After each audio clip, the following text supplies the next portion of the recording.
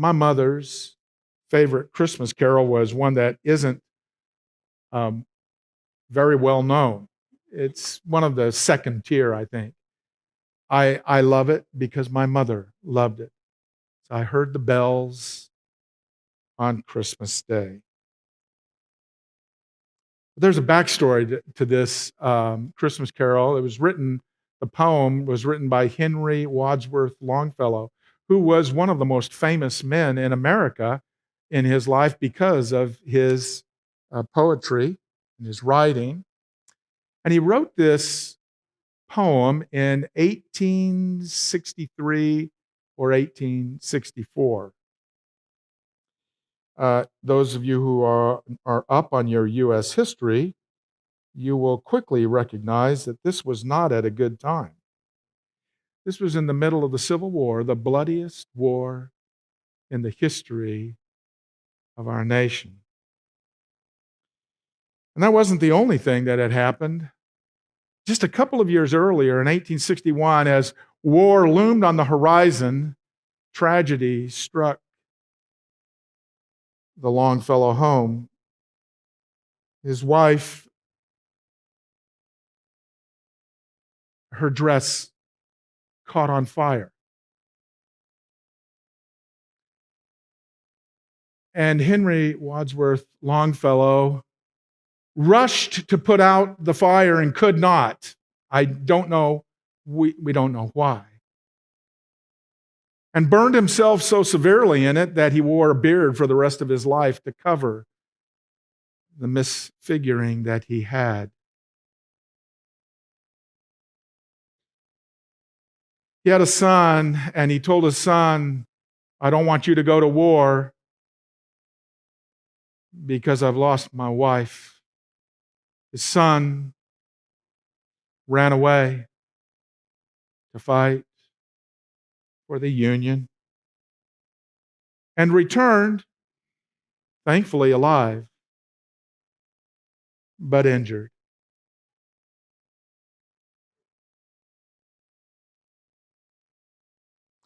And you would think, well, there's not a lot of hope for him, but if you know this song, you probably know, if any of you know any part of it, you know the first stanza.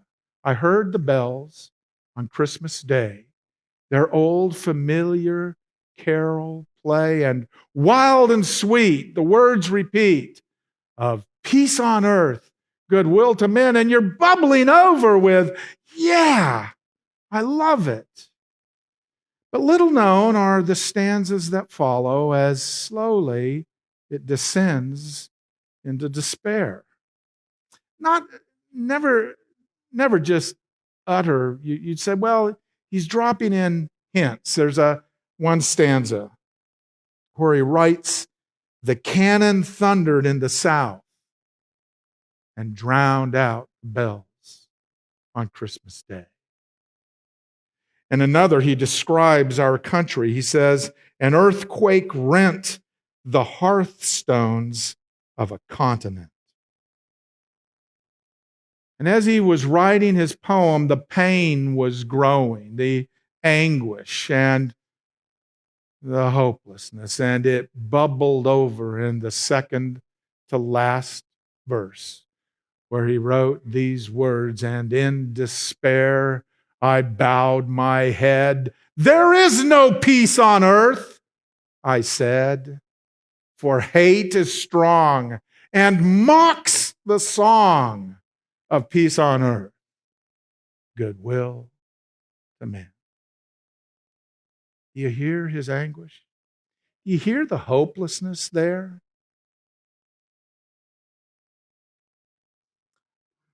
I don't know about you, but there are a lot of people, when they look around the world today, they probably think, well, there's no hope. I think we all think that at some times. But when we do, I think we're a lot closer to hope than we know. Because it is when there is the darkest moment that the light shines the brightest.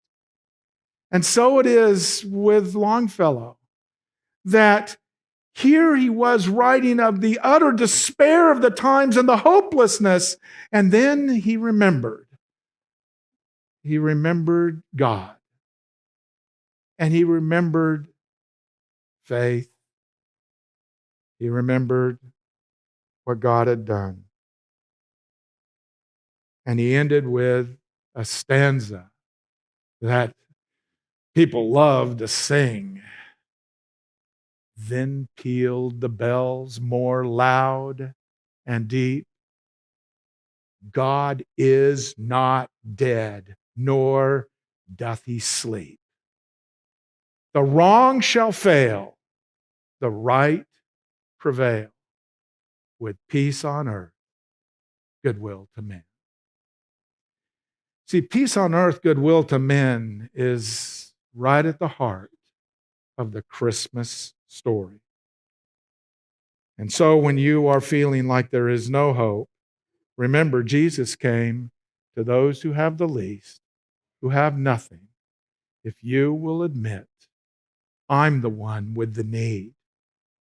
I need hope. Jesus came to give you hope, and share that hope with someone else this week.